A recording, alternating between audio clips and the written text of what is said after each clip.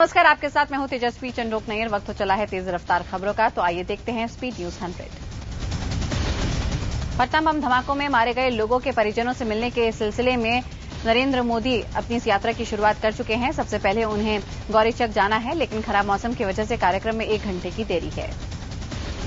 नरेंद्र मोदी धमाके में मारे गए 6 परिवारों के घर जाएंगे। धमाके में मारे गए ये 6 लोग गौरीचक, कैमूर, नालंदा, गोपालगंज, बेगूसराय और सुपौल के थे। बिहार में बीजेपी नेताओं ने धमाके में मारे गए लोगों की याद में अस्थि कलश रैली निकाली।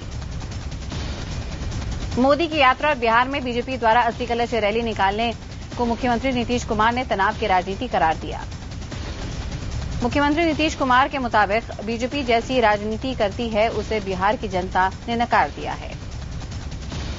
पटना में मोदी की रैली से पहले हुए धमाकों से सबक लेते हुए इस बार प्रशासन मोदी की सुरक्षा को लेकर पहले से ज्यादा सतर्क है। जिन जगहों पर मोदी जाने वाले हैं वहां के डीएम और पुलिस के शीर्ष अधिकारी खुद उन जगहों की सुरक्षा का जायजा ले रहे हैं।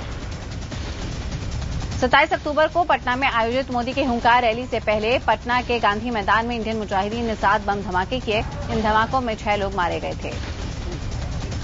5 साल पहले गुजरात धमाकों में मारे गए लोगों के परिजनों ने मोदी के पटना दौरे को राजनीति से प्रेरित बताया। उनका आरोप है कि मोदी ने उनकी सुध कभी नहीं ली। सांत्वना दौरे पर बिहार गए नरेंद्र मोदी अपने साथ गुजरात के 1000 पुलिस वाले ले गए हैं। मोदी के बिहार दौरे के मद्देनजर 1 एडीजी, 2 डीआईजी, 12 डीएसपी और 1000 एसटीएफ के जवान गुजरात से बिहार पहुंचे हैं। भारत रत्न लता मंगेशकर के मुताबिक उनकी इच्छा है कि नरेंद्र मोदी देश के प्रधानमंत्री बने। मोदी दीनानाथ मंगेशकर अस्पताल का उद्घाटन करने पुणे में थे। लता के इस बयान पर नरेंद्र मोदी ने कहा कि लता जी ने जो सम्मान उन्हें दिया है इसके लिए वो सदा आभारी रहेंगे। लता जी का आशीर्वाद ही मेरे लिए सबसे बड़ा तोहफा है, कहना है नरेंद्र मोदी का।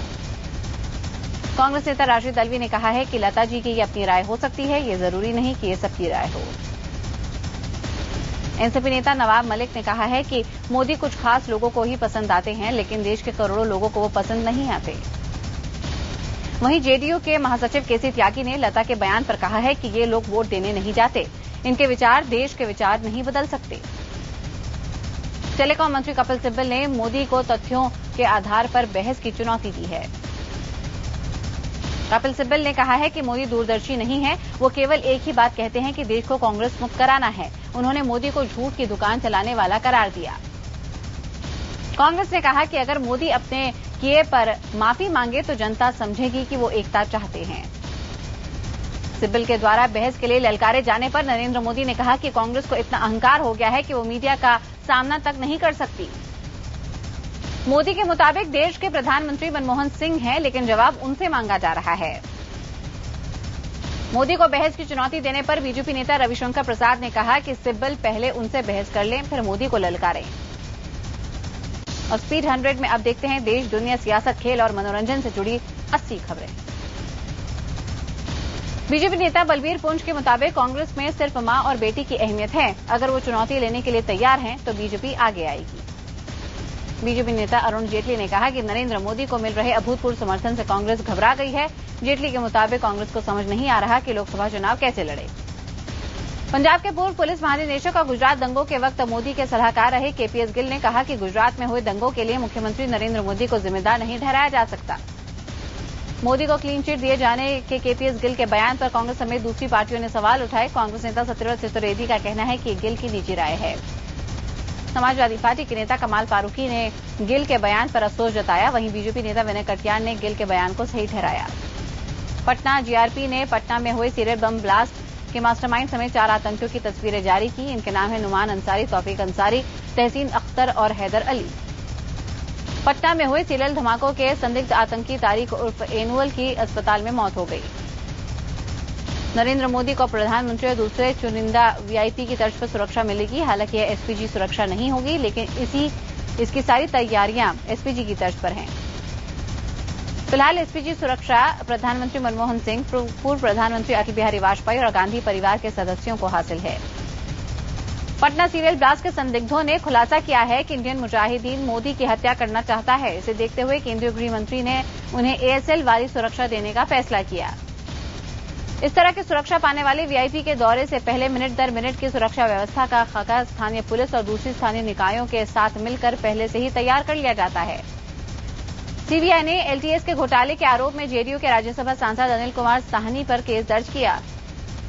यौन शोषण के आरोप में आसाराम के लेकर मीडिया में जो रिपोर्टिंग हो रही है उस पर रोक लगाने से सुप्रीम कोर्ट ने इनकार कर दिया है। सुप्रीम कोर्ट ने कहा कि मीडिया सिर्फ वो रिपोर्ट कर रहा है जो लोग कह रहे हैं। कोर्ट ने साफ कहा कि इस केस की मीडिया रिपोर्टिंग पर किसी तरह की पाबंदी नहीं होगी। आसाराम की ओर से दलील दी गई थी कि 2 हिंदी चैनल आसाराम को ड्रैकुला की तरह पेश कर रहे हैं जो बच्चों का खून पीता है। मुलायम सिंह यादव अपने ही पैतरों में उलझते नजर आ रहे हैं। पहले बीजेपी पर वोटों के ध्रुवीकरण का आरोप लगाया तो मुजफ्फरनगर में सरकार की भूमिका को लेकर मुसलमानों ने ही सवाल खड़े करने शुरू कर दिए। झारखंड के खूंटी जिले में अज्ञात हथियारबंद अपराधियों ने दिन दहाड़े 3 लोगों की गोली मारकर हत्या कर दी। मृतकों में बीजेपी नेता और उनके परिवार के सदस्य शामिल हैं। राहुल गांधी को चुनाव आयोग के नोटिस पर कांग्रेस ने कहा है कि उन्होंने ऐसा कोई बयान नहीं दिया जिससे आचार संहिता का उल्लंघन हो। दिग्विजय सिंह के बेटे जयवर्धन सिंह ने मध्य प्रदेश के राघोगढ़ विधानसभा से पर्चा भरा। राजस्थान विधानसभा चुनाव में उम्मीदवारों पर दिल्ली में कांग्रेस चुनाव समिति की बैठक जारी है। मध्य प्रदेश के मुख्यमंत्री शिवराज सिंह चौहान बुधनी विधानसभा क्षेत्र से चुनाव लड़ेंगे। इस बार बीजेपी ने 3 सांसदों को भी टिकट दिए। आम आदमी पार्टी के नेता अरविंद केजरीवाल ने कहा कि वो किसी भी तीसरे मोर्चे या संगठन के साथ खड़े नहीं होंगे। उनकी पार्टी भ्रष्टाचार और सांप्रदायिकता के खिलाफ है। दिल्ली में चुनाव आयोग मतदान का प्रतिशत बढ़ाने की कोशिश में जुटा है। इसी सिलसिले में लाडपुर गांव के लोगों को मतदान की शपथ दिलाई गई, जहां विधानसभा चुनाव बहिष्कार की तैयारी की जा रही थी। सहारा सीबी विवाद में फंसे सुब्रत राय सहारा को सुप्रीम कोर्ट ने देश से बाहर जाने की इजाजत दे दी है। नोएडा में रिटायर्ड आईएएस अफसर के घर से एक नौकर को छुड़ाया गया। इस अफसर ने उसे 1 साल तक बंधक बनाकर रखा था और उसके साथ मारपीट भी होती थी। पुलिस ने अफसर के खिलाफ मामला दर्ज किया है। वाराणसी में दीपावली के मद्देनजर मिलावटखोरों पर नकेल कसी जा रही है। खाद्य आपूर्ति विभाग की टीम ने हुकुलगंज क्षेत्र में मिठाई के कारखानों पर छापेमारी कर करीब 4 लाख की मिलावटी मिठाइयां जब्त की। लखनऊ में बीजेपी कार्यकर्ताओं ने बढ़ती महंगाई के खिलाफ प्रदर्शन किया। उनका आरोप है कि सरकार बढ़ती महंगाई पर काबू पाने में नाकाम रही। कुशीनगर में बदमाशों ने एक बैंक में कर्मचारियों को बंधक बनाकर 5 लाख रुपए लूट लिए। विरोध करने पर एक कर्मचारी को चाकू मार दिया गया। इलाहाबाद हाईकोर्ट ने यूपी सरकार को 29 सितंबर 2009 के बाद अवैध तरीके से बनाए गए सभी धार्मिक स्थलों को 1 महीने के भीतर हटाने का आदेश दिया। कोर्ट ने अवैध धार्मिक स्थलों का ब्यौरा भी मांगा। ग्रेटर नोएडा इलाके के साकीपुर और अकबरपुर समेत कई गांवों के किसानों ने दिवाली नहीं मनाने का फैसला किया। उनका आरोप है कि उनकी जमीनों का मुआवजा नहीं मिल रहा। इलाहाबाद हाईकोर्ट ने एनआरएचएम घोटाले के आरोपी और आईएएस अफसर प्रदीप शुक्ला को 6 महीने के पैरोल पर छोड़ने का आदेश दिया। तमिलनाडु के कुंभकोणम में एक पटाखा फैक्ट्री में भयानक आग लग गई। इस हादसे में 9 लोगों की मौत हो गई। श्रीनगर के रामबाग इलाके में लगी आग ने कई घरों को राख कर दिया। हालांकि इस हादसे में जानी नुकसान की खबर नहीं। चेन्नई की मिंट स्ट्रीट पर बने ऐतिहासिक सरकारी प्रिंटिंग प्रेस में अचानक आग लग गई। दुर्घटना के समय प्रेस में कोई नहीं था। नोएडा में गृह मंत्रालय के अधिकारी की 3 दिन से लापता पत्नी की लाश नोएडा के सेक्टर 82 में एक नाले में मिली।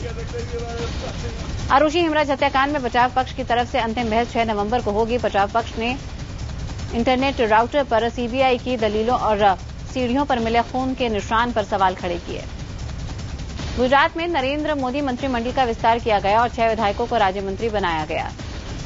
पश्चिम बंगाल के नक्सल प्रभावित इलाके पुरुलिया में 600 गांवों को आजादी के बाद से अब तक बिजली नहीं मिली। नक्सलियों का प्रभाव बढ़ने से वो खौफ के साए में रात बिताने को मजबूर हैं। आंध्र प्रदेश के स्थापना दिवस के समारोह से तेलंगाना समर्थक मंत्रियों ने खुद को अलग रखा। आंध्र प्रदेश का शायद ये अंतिम स्थापना दिवस हो, क्योंकि अगले साल तक बंटवारे को अमली जामा पहनाने की उम्मीद है। त्योहारों पर रेलवे प्लेटफॉर्म पर होने वाली बेतहाशा भीड़ पर काबू पाने के लिए रेलवे कई कदम उठा रहा है। इसके तहत दिल्ली में 15 नवंबर तक प्लेटफॉर्म टिकटों की बिक्री रोक दी गई है। पूर्व उप प्रधानमंत्री चौधरी देवीलाल के 100वें जन्मदिवस के मौके पर कुरुक्षेत्र में सम्मान दिवस समारोह का आयोजन हुआ। आय से अधिक संपत्ति के मामले में बीसीसीआई अध्यक्ष एन श्रीनिवासन और वाईएसआर कांग्रेस के अध्यक्ष जगन मोहन रेड्डी सीबीआई कोर्ट में हाजिर हुए। सरदार पटेल की सबसे बड़ी प्रतिमा लगाने की शुरुआत के बाद अब महाराष्ट्र में शिवाजी मूर्ति पर भी अब सियासत हो गई है।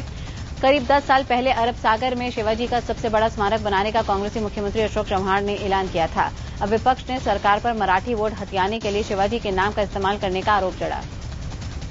जमशेदपुर के भैंसा लड़ाई का आयोजन किया गया। इसमें बंगाल और झारखंड से 20 जोड़ा भैंसों को लड़ाया गया। इस इलाके में भैंसों की लड़ाई को काड़ा कहा जाता है। परंपरा संस्कृति के नाम पर इन बेजुबान जानवरों को आपस में लड़ाया जाता है। एप्पल ने अपने नए स्मार्टफोन आईफोन 5S तथा 5C को शुक्रवार को औपचारिक रूप से भारत में पेश किया। इसकी शुरुआती कीमत 41,900 रुपए है। वहीं रिलायंस कम्युनिकेशंस ने एक नई शुरुआत करते हुए कहा कि वह उपभोक्ताओं को ये फोन किश्तों में उपलब्ध कराएगी। कंपनी के अनुसार ऐसे उपभोक्ताओं को इन फोनों पर सेवा के लिए 24 महीने तक कोई बिल नहीं देना होगा। कंपनी ने कहा कि एप्पल के प्रमुख ब्रांड खरीदने के लिए डाउन पेमेंट की जरूरत नहीं है। भारत और ऑस्ट्रेलिया के बीच 7वां वनडे मुकाबला शनिवार को बेंगलुरु के चिन्नास्वामी स्टेडियम में खेला जाएगा। सीरीज में दोनों टीमें 2-2 मुकाबले जीतकर अब बराबरी पर हैं। चिन्नास्वामी स्टेडियम की पिच भी बल्लेबाजों को मदद करती दिख रही है, लिहाजा बल्लेबाजों से यहां पे काफी उम्मीदें हैं। बल्लेबाजी में ऑस्ट्रेलिया और भारत की टीमें बराबरी पर हैं, लेकिन नागपुर में भारतीय बल्लेबाजों के प्रदर्शन के बाद भारतीय बल्लेबाजों का पलड़ा भारी दिखता है। सचिन तेंदुलकर के आखिरी टेस्ट मैच को यादगार बनाने के लिए 14 नवंबर को होने वाले अंतिम टेस्ट से पहले उन पर डाक टिकट जारी किया जा रहा है। राजस्थान पुलिस ने बीसीसीआई अध्यक्ष एन श्रीनिवासन और उनके दामाद गुरुनाथ मय्यप्पन के खिलाफ मैच फिक्सिंग के आरोप में एफआईआर दर्ज कर ली है। श्रीनिवासन और मय्यप्पन के खिलाफ धोखाधड़ी और बेईमानी के लिए आईपीसी की धारा 420 और 120B के तहत मामला दर्ज किया गया है।